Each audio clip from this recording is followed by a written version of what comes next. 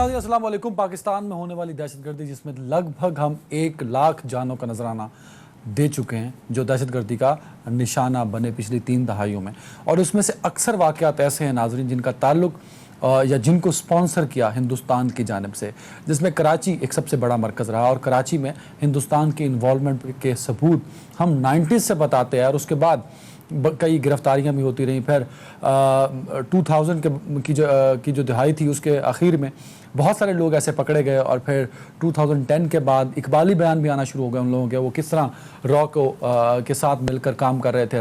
Raw के पाकिस्तान में रहने वाले रॉ के एजेंट बन गए, रॉ के लिए काम करना शुरू हो गए। रॉ के कहने पर, हिंदुस्तान की एजेंसियों के कहने पर पाकिस्तान में इंतशार फैलाते रहे।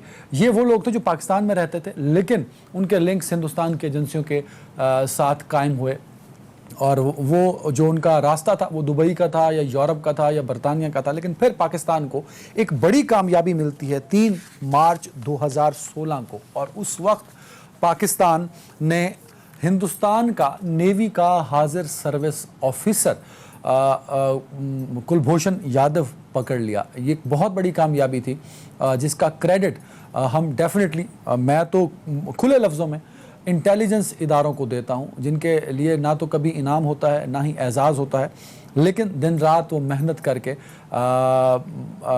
उन लोगों को आइडेंटिफाई करते हैं जो इस मुल्क को डिस्टेबलाइज करना चाहते हैं। तो कुलभूषण यादव का पकड़ा जाना ये दुनिया की तारीख का एक सबसे अहम और डिफरेंट वाक़या था, और बहुत बड़ी कामयाबी थी पाकिस्तान के इदारों के लिए।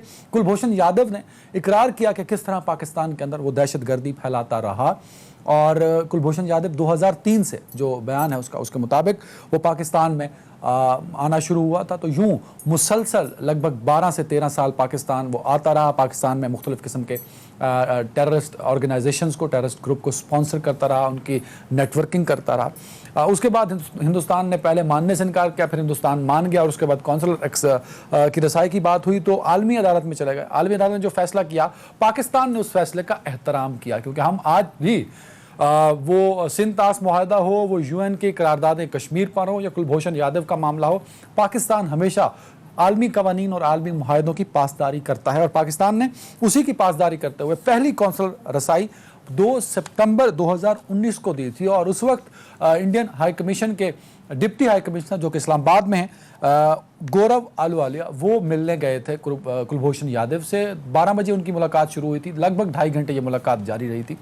उसके बाद इंसानी हमदर्दी की बुनियाद पर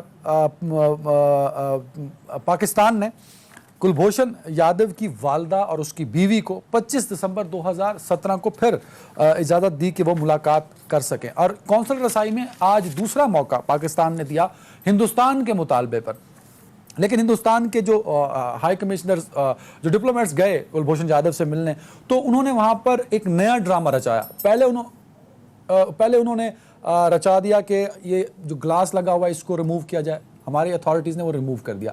फिर उन्होंने कहा कि ऑडियो वीडियो रिकॉर्डिंग को हटा दिया जाए, तो ऑडियो वीडियो रिकॉर्डिंग को भी हटा दिया गया।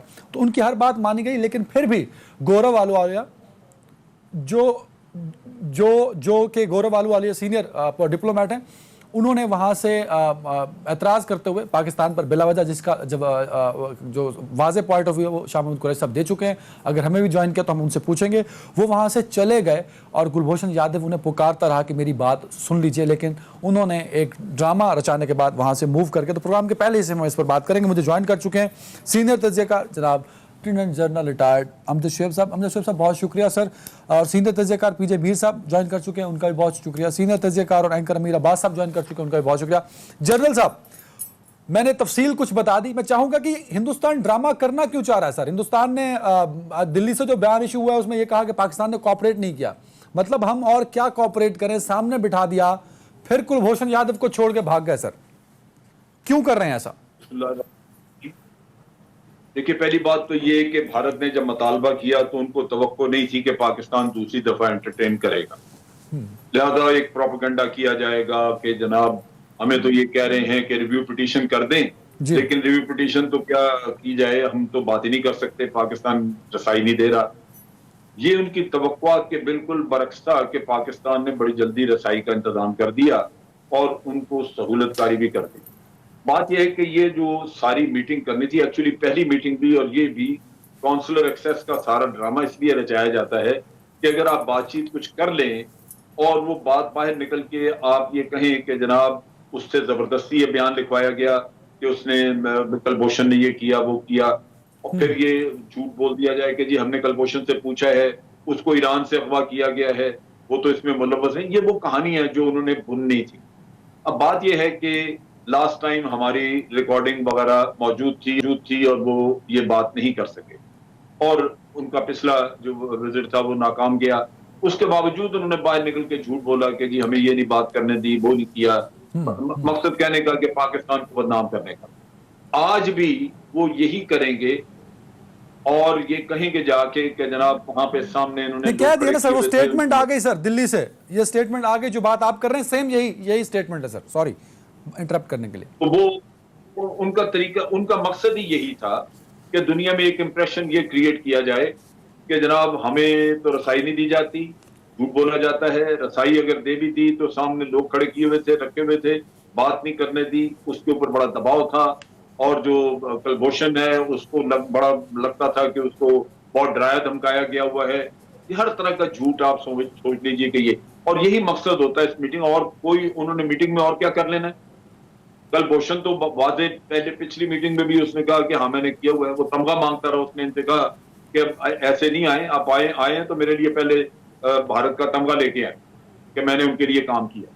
तो ये वो चीजें हैं। सर मुझे ये बताइए कि अगर वो ड्रामा करना चाह रहे थे हिंदुस्तान वाले, तो क्या वो दोबारा मांगेंगे काउंसलर एक्सेस, और कितनी दफा मांग सकते हैं? मतलब मैंने तो ये सुना था कि शायद एक ही दफा काउंसलर एक्सेस देना होता है सर। मांगे हैं तो इन्होंने ड्रामा क्रिएट किया है, उसी को सामने रखते हुए दुनिया को हमें बताना चाहिए और आइंदा इनको एक्सेस नहीं देनी चाहिए। ये बड़ा अच्छा किया जो शाह महमूद कुरैशी साहब ने इस पे फौरन बयान दे दिया, स्टेटमेंट दे दी, लेकिन ये हमें दुनिया को बताना चाहिए। अब ये इसमें बड़ा जरूरी होता है कि आप ऑडियो वीडियो रिकॉर्डिंग जरूर करें, क्योंकि वरना ये झूठ बोलेंगे। ये इनका हटाने का सारा मकसद यही होता है कि वो बाद में कह सकें कि जनाब कलभूषण ने तो मैं ये कहा वो कहा। ये चीज खत्म करने के लिए हमेशा उसकी रिकॉर्डिंग रखनी चाहिए। ये तो वो तो सर रिमूव की गई, वो जो शाह महमूद कुरैशी साहब ने भी बताया, ऑफिशियल स्टेटमेंट ये कि उन्होंने कहा गौरव वाले ने कि रिमूव कर दी जाए ऑडियो वीडियो, तो वो भी रिमूव की। उसके बाद वो नहीं बैठे और भाग गए सर। और नहीं, लेकिन अब आप देख रहे हैं ना कि स्टेटमेंट में झूठ वगैरह बोला जाएगा। वो तो भारत का तो मसला यही है कि झूठ के अलावा कोई चीज है ही नहीं उनके पास। और आप हमारे साथ तो छोड़ दें कि पाकिस्तान के साथ उन्होंने झूठ बोलना, हम तो गैर मुल्की हैं, दुश्मन चलो कहलाते हैं, लेकिन वो अपने अवाम के साथ जितना झूठ बोलते हैं वो बेपना। अब चाइना के साथ जो कंफ्रंटेशन हुई आप देखें उसमें क्या अपने लोगों को धोखा दे रहे हैं। बिल्कुल ठीक है, वो डिसएंगेजमेंट वो ये। अच्छा जनरल साहब मैं एक पॉइंट क्लियर कर दीजिए, जो मैं पॉइंट समझ पाया हूं। आप ये कह रहे हैं कि जो हमें तैयार होना चाहिए था कि हिंदुस्तान अगर काउंसलर एक्सेस के लिए आ रहा है तो वो एक ड्रामा के लिए आ रहा है, लिहाजा हम प्रिपेयर रहते और उनके कहने पर ऑडियो वीडियो रिकॉर्डिंग बंद ना करते, क्योंकि उन्होंने उसके बाद भी ड्रामा करना था। और अब उन्हें वो मिल गया स्टेटमेंट देने के लिए, क्योंकि रिकॉर्डिंग नहीं होगी तो उन्होंने कह दिया कि हमें एंटरटेन नहीं किया गया। उनका झूठ जो है वो खोलना बड़ा जरूरी होता है, क्योंकि ये बड़े झूठे हैं और झूठ इतने कॉन्फिडेंस से और इतना लगातार बोलते हैं कि दुनिया यकीन करना शुरू कर देती है। ये बहुत जरूरी है। जैसे पाकिस्तान के ऊपर टेररिज्म का उन्होंने इल्जाम लगाया, उसको इतना रटते रहे कि दुनिया आखिर पाकिस्तान को यह समझती रही कि, और हमें मशवरा देती रही कि जनाब आप टेररिज्म बंद कराएं भारत।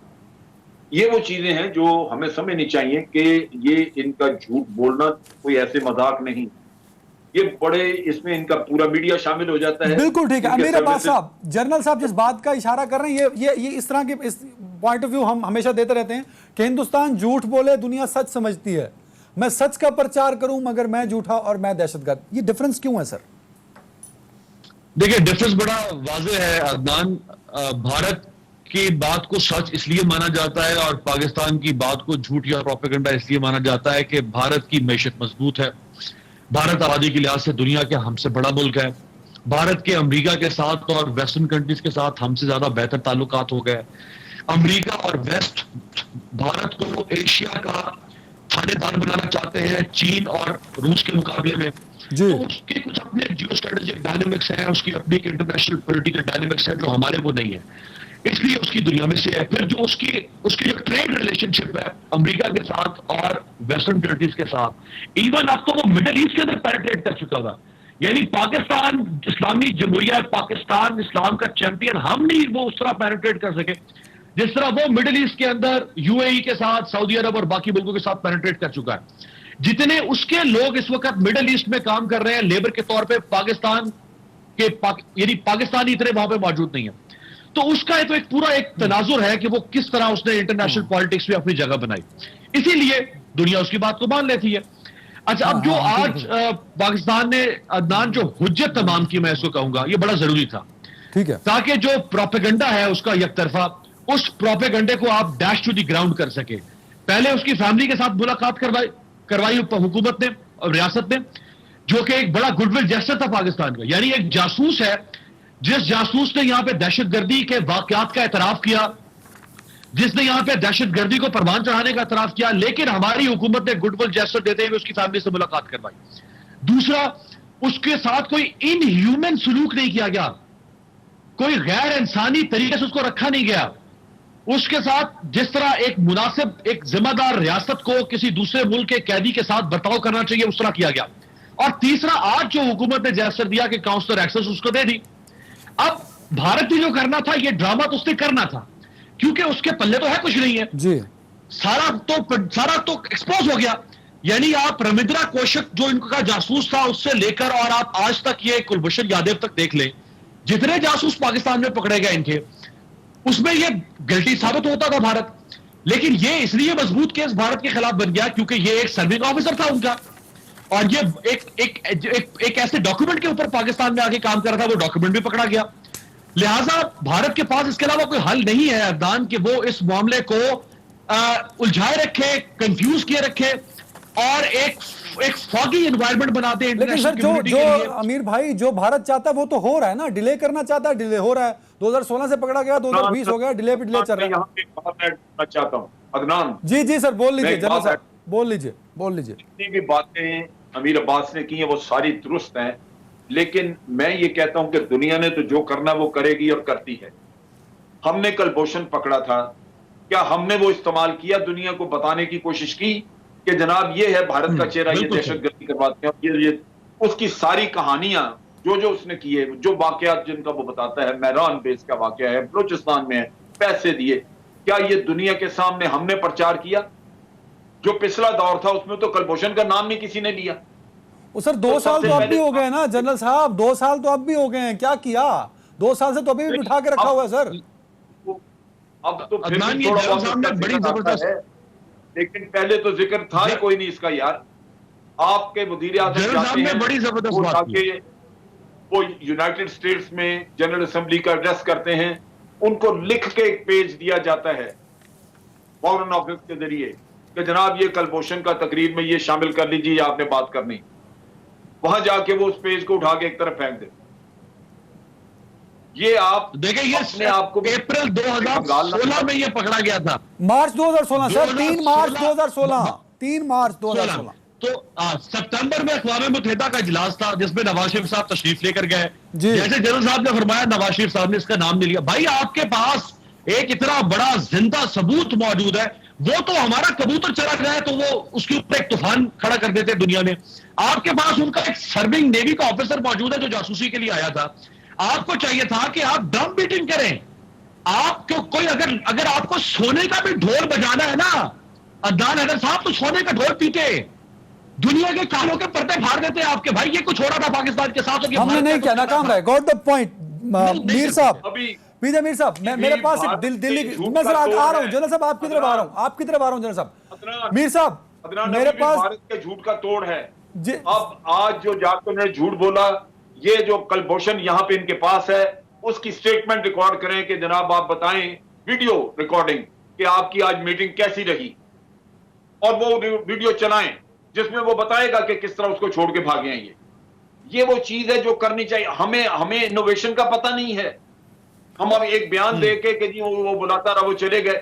भाई इसका बयान लेके आओ सामने, कुलभूषण का बयान आना चाहिए। जनरल साहब ये कहना चाह रहे हैं सर, गॉट द पॉइंट। मैं आ रहा हूं आपकी तरफ जनरल साहब। मुझे मीर साहब, मेरे पास दिल्ली से जो स्टेटमेंट जारी हुई आज के वाक्य के बाद, उसमें 2 लाइनें पढ़ रहा हूं, काफी लंबी है, बाकी डिटेल शायद आपने पढ़ चुके होंगे। वो कहते हैं कि the arrangements did not a free conversation between them, मतलब गौरव अहलुवालिया और कुलभूषण यादव के दरमियान जो इन्वायरमेंट था वो कन्वर्सेशन के लिए फिजिबल नहीं था। अच्छा, वो उसके बाद वो कहते हैं कि जो उसकी रिटर्न स्टेटमेंट हमने हासिल करनी थी, obtaining his return consent for arranging his legal representations, वो हम नहीं कर पाए। गोरावाल ये कह रहे हैं, वो एक बता रहे हैं कि जो लीगल मामला था जिस पर साइन करवाना था या जो उनसे कंसर्न लेना था, जिस मकसद के लिए ये ली गई थी काउंसलर एक्सेस, वो नाकाम हो गया सर।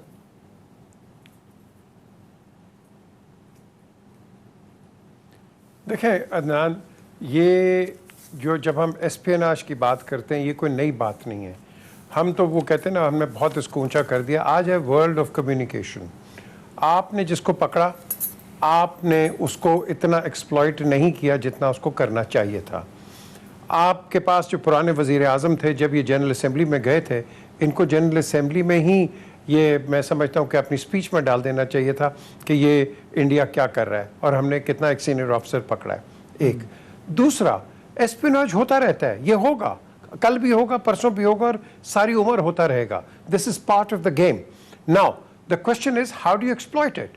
आपके पास एक आदमी इलियास डेविसन जो कि एक इंडिपेंडेंट राइटर है, nothing to do with anybody, वो आपको क्लीन चिट देता है कि you had nothing to do with the Mumbai attacks.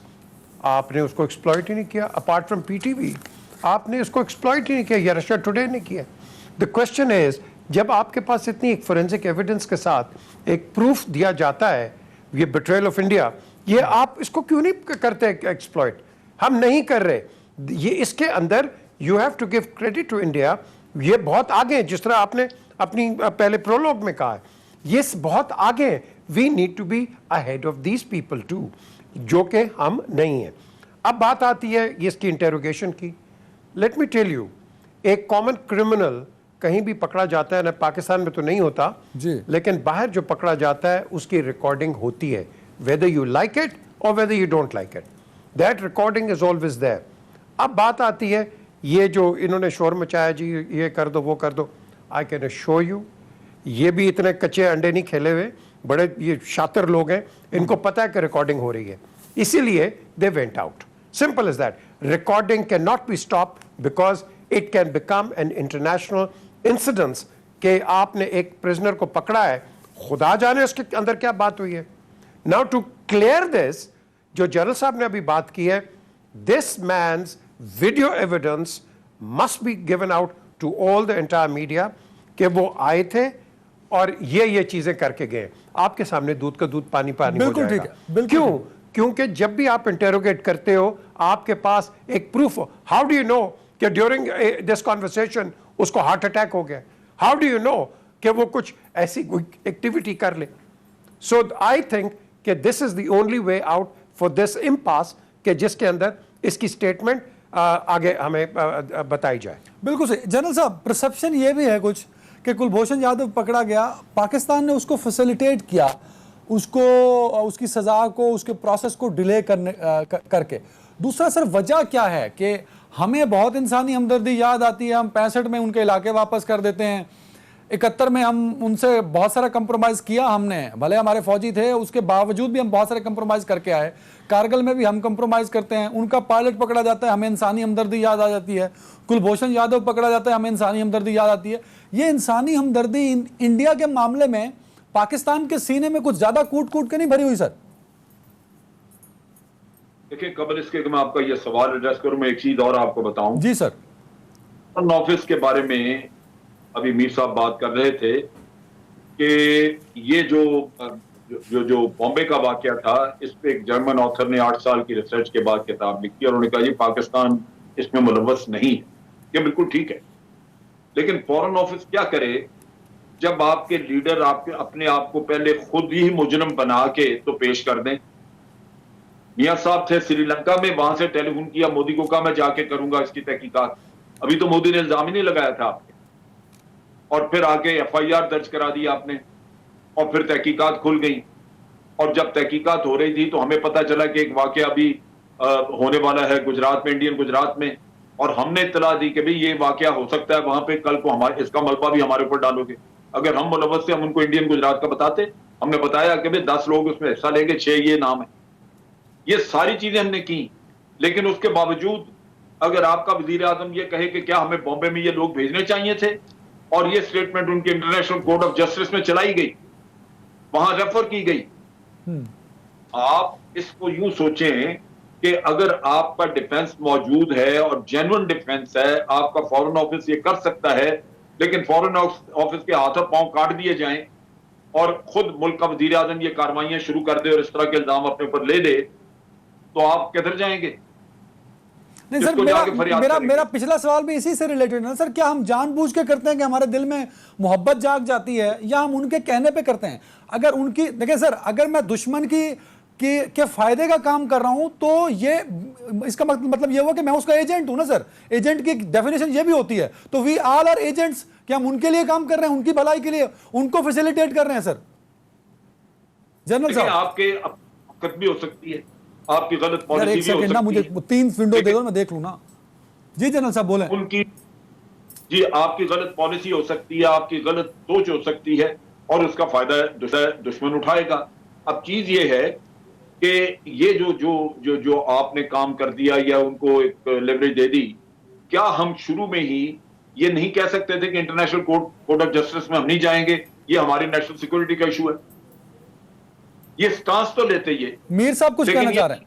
Mir साहब, बहुत सारे लोग ये कहते हैं कि मियां साहब ऑलरेडी उसको जमान में जंदाल आया हुआ था यहाँ पे, जवाब उसको गालबन इन्होंने अंडरटेकिंग दी हुई थी। अगर ये दुरुस्त है तो आप सोचिए कि फिर हमारा हाल क्या है। नहीं, जंदाल को क्या अंडरटेकिंग दी थी कि कुलभूषण यादव को कुछ नहीं करेंगे, हम एडहॉक जज नहीं लगाएंगे? देखें, आपको ये पता है, आप ये अपने ध्यान में रखिए, एक सेकेंड आप ध्यान में रखिए कि international court of justice United nation के बाकी अदारों की तरह ही है, जहां पे मुनाफकत चलती है, जहां पे आपका असर रसूख चलता है और आपका जज कोई नहीं वहां पे। तो इन हालात में अगर आप अपने आप को देखते, आप पहले कह सकते थे कि जनाब हम इंटरनेशनल कोर्ट ऑफ जस्टिस नहीं जाएंगे, ये आम केस नहीं है, ये हमारी नेशनल सिक्योरिटी का केस है, हमारे 70,000 लोग मारे गए थे इसमें, हम कैसे इसको इजाजत दें? लेकिन आपने तो जाके वहां भुगता बिना जज के सर, बिना जज के सर। मीर साहब, मैं ब्रेक ले लेता हूं ताकि आपको मैं प्रॉपर टाइम दे सकूं। ले लें जल्दी से।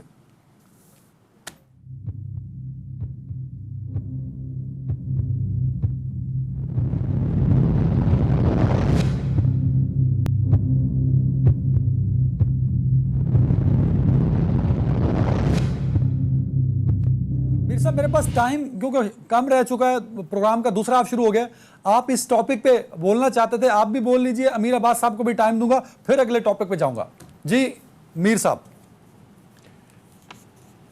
देखें जी, जब हम बात करते हैं ना एस्पियोनाज की, आपने कहा कि कुलभूषण के साथ बड़ा प्यार का सलूक और ये वो, देखें एक तो आपने बिल्कुल एक अच्छा सलूक रखना है, और लेकिन दूसरी चीज़ ये है कि अगर आपको याद होगा कि इन्हीं दिनों में इंडियन रॉ एजेंट्स या इनकी जो एजेंसी है, इन्होंने हमारा एक ex army officer through false pretences इनको नेपाल बुलाया, नेपाल बुला के रॉ ने उसको अरेस्ट कर लिया on espionage and other subversive activities. अब बात यह है कि हमारे भी जो एजेंट्स हैं वो पकड़े जाते हैं, उनके भी एजेंट्स पकड़े जाते हैं, पूरी दुनिया के अंदर होता है।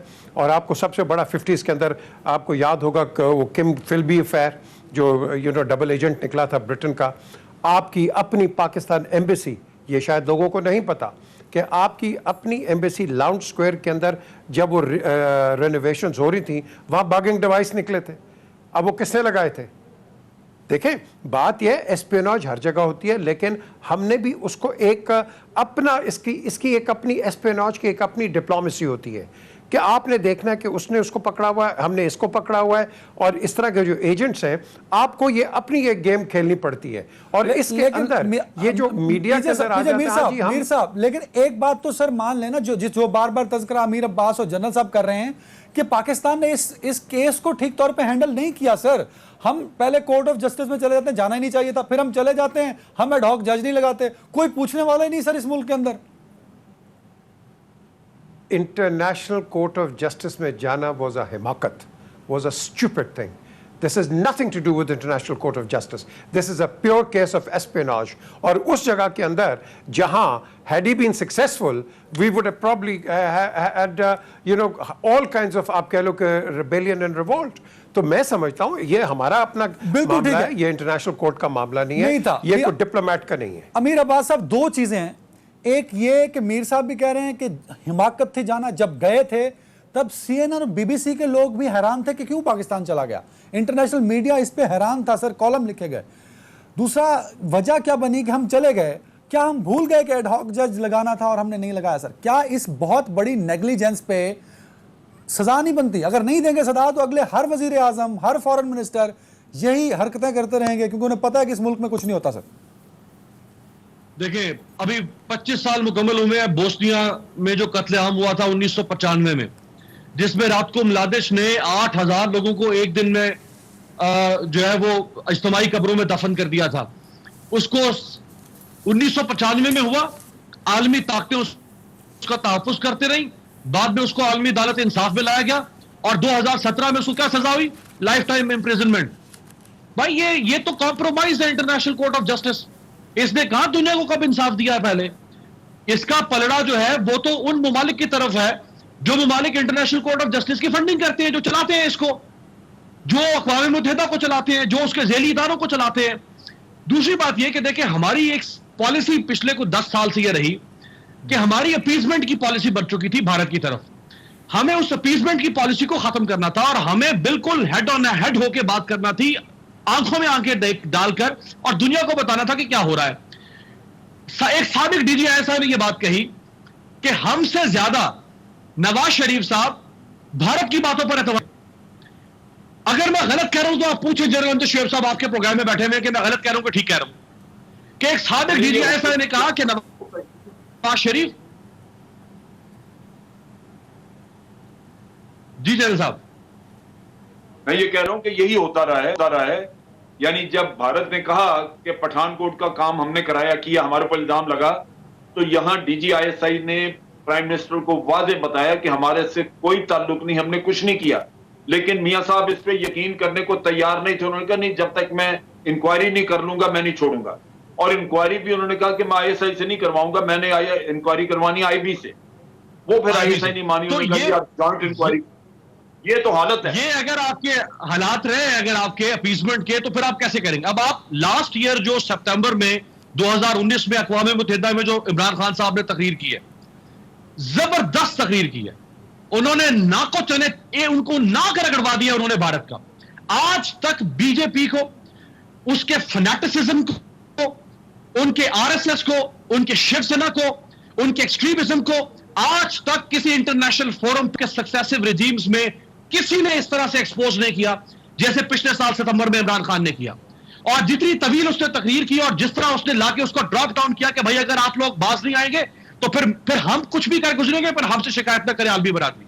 भाई कम से कम बात तो करें ना। ठीक है हम कमजोर हैं, हम नहीं करते थे बात। आज बिल्कुल सही कह रहे हैं आप। हाँ, देखिए ना, आप तो बात ही नहीं करते थे। तो ये एक अच्छी बात ये है। अच्छा, आज भी आप देख लें, उस सितंबर के बाद से लेके इस पूरे एक साल के अंदर इमरान खान साहब को जब मौका मिला, प्राइम मिनिस्टर को, चाहे वो ट्विटर, देखिए ट्विटर आप अदनान मामूली चीज नहीं है। आप ट्विटर को कहा जाता है डिप्लोमेसी। ये डिप्लोमेसी के एक और फोरम बन चुका हुआ है। उन्होंने ट्विटर के जरिए से जो है उन्होंने बात की। उन्होंने जब कभी उनको मीडिया से बात करने का मौका मिला उन्होंने एक्सपोज किया। अभी उन्होंने नेपाल, ये बोस्निया के जो 25 साल पूरे हुए वहां के कत्लेआम के मैसेकर के, उन्होंने उसके ऊपर जो पैगाम दिया उसमें उन्होंने कश्मीर का हवाला दिया। अच्छा जनरल साहब, मैं इस टॉपिक को क्लोज करना चाहता हूं। एक बात ऐड कर दीजिए। मैं शायद ये सवाल आपसे पहले भी एक दफा पूछ चुका हूं। अमीर साहब ने जो बात की है ना, इससे हम सब एग्री करते हैं कि हम अब बोलना शुरू हो गए, हम जरा फ्रंट फुट पे आ गए। शाह महमूद साहब भी बोलते हैं, फॉरेन ऑफिस भी बयान देता है, प्राइम मिनिस्टर साहब भी बात करते हैं। लेकिन सवाल यह है कि हिंदुस्तान अब उससे आगे निकल चुका है सर। हिंदुस्तान तो बोलता तो है ही है, बट वो एक्शन करता है। लाइन ऑफ कंट्रोल पे ड्रोन भेजता है और हर तीसरे हफ्ते भेज रहा होता है। लाइन ऑफ कंट्रोल पे आप चले जाएं और आप छुप के रिकॉर्डिंग करें, आपको पाकिस्तानी साइड से पहले गोली चलती ना नजर आएगी ना सुनाई देगी, वहां से आएगी। चाइना के साथ वो ये कर, भाई वो एक्शन करता है। हम कहते हैं कि हम तैयार हैं रिस्पॉन्स देने के लिए। उसने 370 335 खत्म कर दिया, हम कह रहे हैं कि हम रिस्पॉन्स करने के लिए तैयार हैं। तो क्या हम सिर्फ रिस्पॉन्स करने के लिए तैयार रहेंगे? कभी हम फ्रंट फुट पे नहीं जाएंगे सर एक्शन में? ये चीजें जो हैं इनका फायदा कोई नहीं। हमें एक जो तनाजा है उसको हल करना है और ये वायलेशन से कभी हल नहीं होगा, ना इंडिया कर सकता ना हम। लेकिन इंडिया हमेशा कहता है कि पाकिस्तान की तरफ से इन्फिल्ट्रेशन होती है, जिसको रोकने के लिए हम ये फायरिंग करते हैं। वहां लॉन्च पैड है जी, हम उन पे फायरिंग करते हैं। पाकिस्तान ये कहता है कि जनाब ना इधर कोई लॉन्च पैड है, ना इधर से कोई इन्फिल्ट्रेट करता है, आप यूनाइटेड नेशन से चेक करवा रहे हैं, जिससे भी करवाना चाहते हैं करवाएं। लेकिन एक चीज जो हम नहीं करते वो ये है कि यूनाइटेड नेशन के ऑब्जर्वर्स परमानेंटली यहाँ पे मौजूद हैं, जिनको भारत आगे नहीं आने देता, हम रसाई देते हैं सब जगहों पे। पहले ये होता था कि भारत की तरफ से भी रसाई होती थी और वो आके तहकीक कर लेते थे कि किसने पहल की, लिहाजा वो यूनाइटेड नेशन को लिखते थे, सेक्रेटरी जनरल को चिट्ठी जाती थी उनकी कि जी हमने इन्वेस्टिगेशन कर ली, ये भारत की तरफ से पहल हुई है, भारत को रोका जाए। आज भारत उनको आने नहीं देता। अब पाकिस्तान का जो मसला है वो ये है कि पाकिस्तान क्यों नहीं वावेला इस पे मचाता कि जनाब ये एक तरफ तो हमारे ऊपर इल्जाम लगाते हैं, दूसरी तरफ आप इनको क्यों नहीं मजबूर करते कि ये यहाँ पे ये इनको यूनाइटेड नेशन के जो ऑब्जर्वर्स हैं उनको आगे लाएं। फिर जब ये इनको 2 साल की वहां पे इन्होंने ये नॉन परमानेंट सीट के ऊपर दे दिया, क्यों नहीं पाकिस्तान वावेला मचाता है कि जनाब इन्होंने ये कोई भी यूनाइटेड नेशन का काम ये नहीं करते, मानते नहीं, उनकी ना करारदादें इन्होंने मानी हुई हैं और यूनाइटेड नेशन के ऑब्जर्वरों को उन्होंने कैद करके रखा हुआ पीछे, इनको मेंबरशिप आप दे रहे हैं। भाई ये तो प्रोपेगेंडा। तो पाकिस्तान को इस पे एक्टिवली काम करना पड़ेगा। सर टाइम का मैं आगे बढ़ रहा हूं। मीर साहब, के इलेक्ट्रिक की वजह से कराची के लोग बहुत परेशान हैं। और क्या दूं जी सर। मीर साहब जो बात कर रहे थे, मीर साहब ने बार बार कहा कि ये एक एस्पियोनाज में मुलव्वस आदमी है, जासूस है, ये टेररिस्ट है, ये टेरर फंडिंग करता रहा है और टेरर स्पॉन्सर करता रहा है, प्लानिंग करता रहा है, कराची में टारगेट किलिंग करवाता रहा है।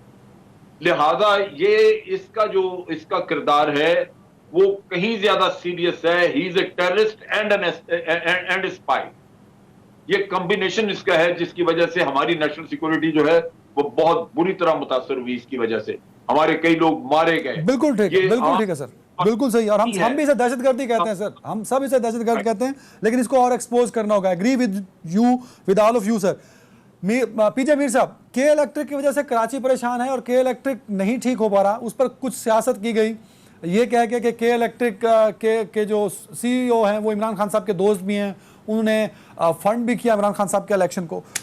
इतना बुरा हाल हो गया के इलेक्ट्रिक का कि आमिर लियाकत साहब इस्तीफा देने पे मजबूर हो गए सर। इमरान खान साहब ने सर बड़ा सीरियसली इस पर नोटिस लिया है। क्या आपको लगता है कि के इलेक्ट्रिक बेहतर हो पाएगी, कराची की लोड शेडिंग पे कंट्रोल कर पाएंगे इमरान खान साहब या मौजूदा हुकूमत? और ये के इलेक्ट्रिक का मसला क्या है सर, सियासी मसला है या वाकई फर्नेस ऑयल की फराहमी की वजह से और डिमांड बढ़ जाने का मेजर प्रॉब्लम है जिस वजह से लाइट 16 घंटे गायब होती है कराची में?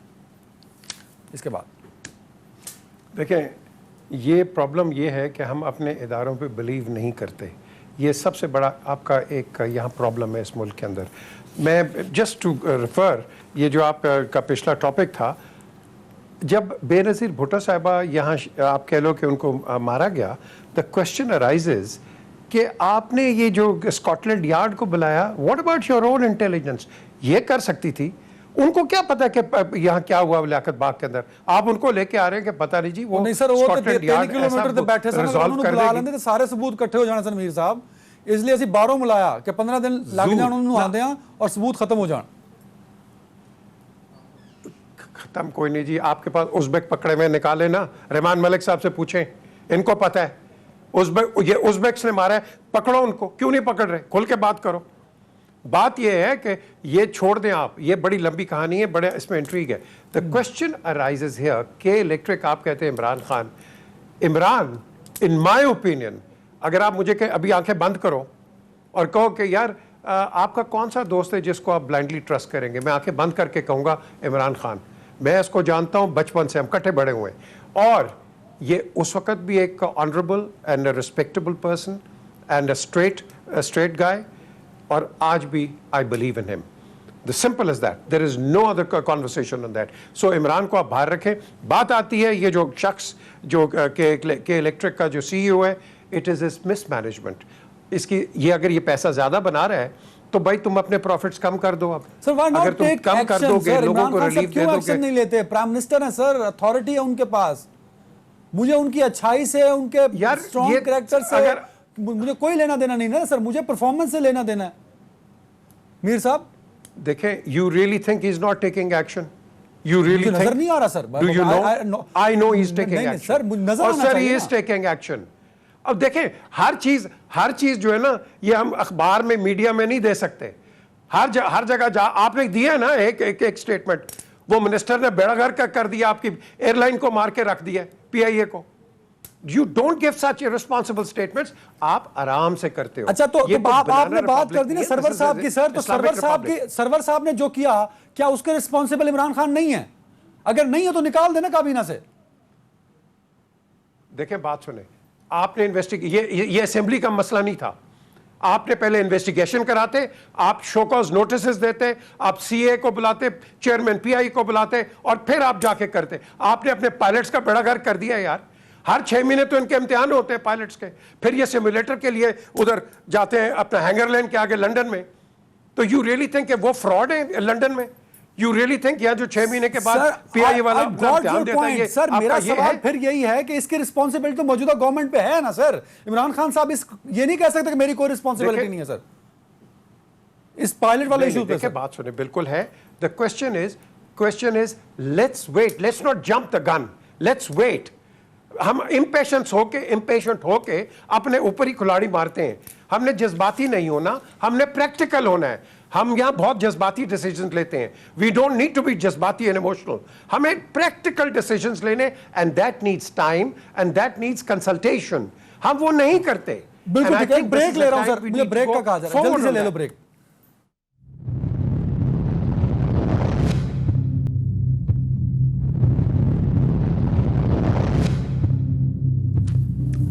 अमीर अब्बास साहब, जरा कुछ खबरों की तरफ आते हैं। बहस बड़ी क्रिएटिव हुई, बहुत अच्छी हमने टॉक की, लेकिन मैं चाहता हूँ जरा खबरें पंजाब के हवाले से बड़ी गर्दिश कर रही हैं। मतलब ये पाकिस्तान की तारीख रही है कि जब भी किसी ने कहा है, वो क्रिकेट का कप्तान हो, वो हॉकी का कप्तान हो, वो मिनिस्टर हो या चेयरमैन हो किसी कौंसिल का, कि मैं नहीं जा रहा, बिला वजह वो कहना शुरू कर दें, या उसके साथ के आसपास के लोग कहना शुरू कर दें, तो सिक्स्थ सेंस ये कहती है कि दाल में कुछ काला है। तो क्या वाकई पंजाब में जो दाल है उसमें कुछ काला है, या सारी दाल काली हो चुकी है सर? सारी दाल काली हो चुकी है। उस्मान बुज़दार साहब, वसीम अकरम प्लस साहब, सॉरी टू से, अदनान, वो पंजाब के लिए डिजास्टर है। अगर आप एक लफ्ज में उस्मान बुज़दार साहब को डिफाइन करना चाहे तो वो पंजाब के लिए डिजास्टर है। 11.5 या 11.25 करोड़ की आबादी का सूबा है। क्या डिजास्टर सर, 2 साल में क्या डिजास्टर नजर आया आपको? बता दो। देखिए, अगर पंजाब एक आजाद मुल्क होता, अगर अदनान, तो ये दुनिया का 11वां बड़ा मुल्क होता। आज तो नवाज शरीफ वाली ख्वाहिश का इजहार कर दिया। बड़ा सूबा, ये इतना बड़ा सूबा है कि जो दुनिया के 11वें बड़े मुल्क के बराबर है। आपने उसके ऊपर लाके एक ऐसे शख्स को बिठा दिया कि जिसकी तारीफ, तौसीफ अगर आप इमरान खान साहब से पूछें या मेरिट्स पूछें, तो लगाने वाले को भी नहीं पता कि क्या मेरिट्स हैं। 2 साल में आपने इमरान खान साहब के मुंह से उस्मान बुज़दार की सिर्फ एक तारीफ सुनी है कि ये पसमानदा इलाके से और इनके घर में बिजली नहीं लगी हुई। सर, उसके घर में बिजली भी है। सुन ले मेरी बात, सुन लेना, मैं वहीं से हूं।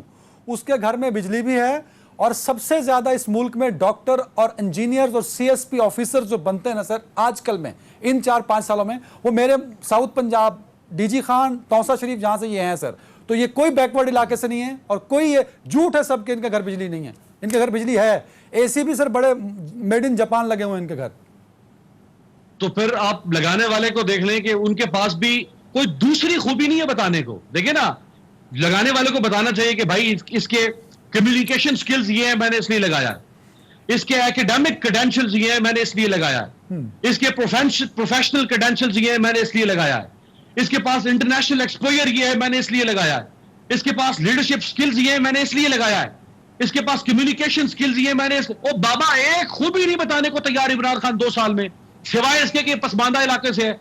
तो जब लगाने वाले को भाई इसकी दूसरी खूबी क्या है, तो मुझे कहां से पता होगा कि दूसरी खूबी क्या है? अच्छा, जो नहीं कमेंट कर सकते हैं। ये तो बता दें कि जा रहे हैं कि नहीं जा रहे, ये तो बताएं जा रहे हैं कि नहीं जा रहे।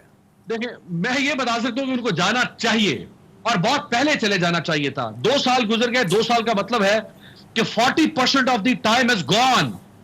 3 साल बाकी हैं, और आपको पता है कि आखिरी 7-8 माह जो होते हैं अदनान हमारी सियासत में, वो मार दाड़ के होते हैं, उसमें काम नहीं होता।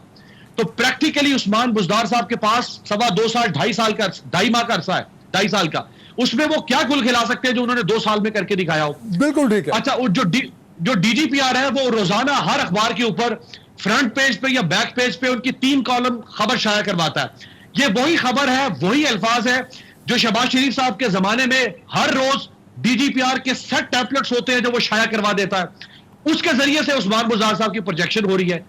भाई काम तो शो करवाएं, बिल्कुल ठीक है, बिल्कुल ठीक सामने है। तो आए, बोले तो सही। जनरल साहब आखिरी 3-4 मिनट है सर मेरे पास। जरूरत क्या पेश आई शिबली फराज साहब को मजबूरन ये कहने की, क्योंकि इंफॉर्मेशन मिनिस्टर कुछ कह रहा होता है तो वो प्राइम मिनिस्टर और हुकूमत वक्त की स्टेटमेंट होती है कि chief minister Punjab Usman Buzdar is going nowhere. बात यह है कि यार इस तरह के इश्यूज ये खड़े करते हैं, कोई ना कोई बहस मुबासा शुरू हो जाता है, आपको टॉपिक मिल जाता है। -1 का भी तो कुछ दिन पहले चल रहा था, वो किधर गया? तो ये मेरा ख्याल है इस पे बहुत टकरे नहीं मारनी चाहिए। उन्होंने फैसला किया। एक्चुअली वहां पे मसला ये है कि उस्मान बुज़दार सबको सूट करता है। वहां पे छोटे छोटे पावर सेंटर हैं, गवर्नर का अपना है, परवेज इलाही का है और लोगों के, ये पावर सेंटर नहीं जनरल साहब टाइम बड़ा कम है, डिबेट लंबी हो जाएगी sir. Come on the point sir. मेरा सवाल यह है कि आप कह रहे हैं कि सबको सूट करता है। इमरान खान क्या अपना पॉलिटिकल करियर उसकी वजह से खराब नहीं कर रहे जिसका तज़किरा अमीर अब्बास साहब कर रहे हैं सर पंजाब में? जनरल साहब क्या कहा आपने? सर आपने कहा कि उस्मान बुज़दार सबको सूट करता है इसीलिए वो चीफ मिनिस्टर पंजाब है। मेरा सवाल यह है कि भाई इमरान खान और पाकिस्तान तहरीक इंसाफ की सियासत उस शख्स की वजह से डैमेज हो रही है सर। नहीं, असल चीज यह है कि इसके अलावा किसी भी और को बनाया तो वहां पे ये इन फाइटिंग शुरू हो जाएगी। वहां पे तो वो एकदम से मुखालिफ धड़े जो है वो चले जाएंगे मुखालिफ कैंप में। ये तो यहाँ बड़ा शदीद मसला है इनका। इससे सारे मुतमईन इसलिए कि सारे के लिए एक्सेसिबल है, अपने अपने काम करवा रहे हैं उससे। परवेज इलाही को भी सूट करता है। आप बयान देख लीजिए, क्यू लीग ने कहा कि जी उस्मान बुज़दार बिल्कुल ठीक है, हम उसको सपोर्ट करते हैं।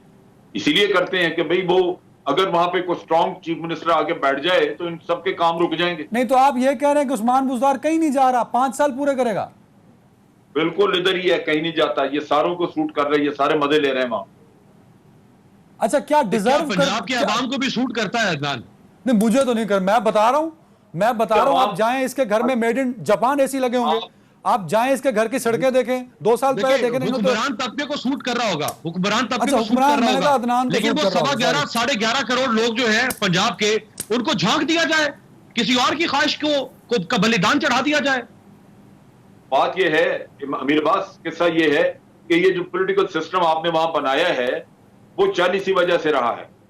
वरना आप देखिए कि वहां पे जो तहरीक इंसाफ है उसकी तो मेजोरिटी नहीं है। आज क्यू लीग उनको छोड़ के एक तरफ हो जाए, नून लीग से मिल जाए, तो ये तो हुकूमत इवेपोरेट करके 2 मिनट में। तो आप उनको भी साथ लेके चला रहे हैं। एक्चुअली आपकी बात दुरुस्त है कि 11 करोड़ लोगों का काम शाम तो जैसा चल ही रहा है, उसमें तो बहुत आप नहीं देख रहे कि इतना कोई। मीर साहब सर ओवर टू यू। क्या उस्मान बुज़दार साहब इस प्रोफाइल के लिए, इस स्टेचर के लिए सूट करते थे? कि क्वालिटी नजर आती है सर आपको? क्योंकि आपने तो इमरान खान साहब पे सर आंखें बंद करके एतमाद की बात कर दी ना सर। देखें, ये जो उस्मान बुज़दार है that is the prime ministers purgative एक। और ये जो भी जनरल साहब ने बात की है, I think he is hit the nail on the head. ये सबको सूट करते हैं बिकॉज यहाँ कोई भी और आ गया, इन फाइटिंग आपने पहले भी देखी है, और इन फाइटिंग और इस मोड़ के ऊपर अगर इन फाइटिंग स्टार्ट होती है तो it is not good for the country at all, particularly not for Punjab and not for Pakistan. So I think जो कर रहे हैं, and I can tell you Usman Buzdar does take advice from Pervez Elahi, he does take advice from the governor, जिनका भी अपना experience है, end of course साथ उनके साथ जो बैठे हुए ऊपर जो लोग हैं उनके एडवाइस लेके चलते हैं। लेकिन आपको मरवा कौन रहा है इस पाकिस्तान में? आपको पता है कौन? आपका फाइल कल्चर। ये फाइल कल्चर को तेज कर दो, हर चीज़ दौरान ठीक हो जाएगी। सबसे बड़ा कैंसर आपकी ब्यूरोक्रेसी में है, वो आपके चीफ मिनिस्टर को भी तंग करती है, इतना अच्छा तो डिफेंड कभी फयाज चौहान साहब ने नहीं किया।